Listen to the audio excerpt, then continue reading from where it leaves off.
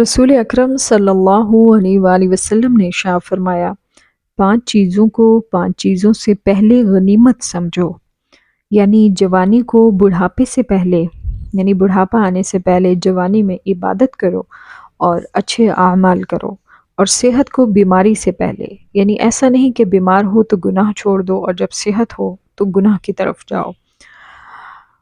اور مالداری کو محتاجی سے پہلے، یعنی جب انسان مالدار ہوتا ہے تو کنجوسی نہ کرے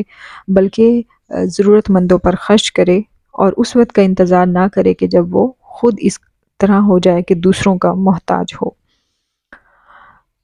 فرصت کو مصروفیت سے پہلے، یعنی فارغ اوقات کو غنیمت سمجھو اور ان کو نیکی کے اعمال میں، ذکر اذکار میں، اور زندگی کو موت سے پہلے، یعنی زندگی کو غنیمت سمجھو۔ ایسا نہ ہو کہ موت کا وقت آ جائے اور تم زندگی سے ہاتھ دھو بیٹھو اور اپنے برے اعمال کا بنڈل لے کر اللہ کے حضور پیش ہو جاؤ،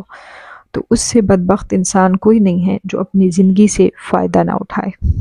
اللہ تبارک و تعالی ہمیں دین کو سمجھنے اور اس پر عمل کرنے کی توفیق عطا فرمائے، آمین یا رب العالمین۔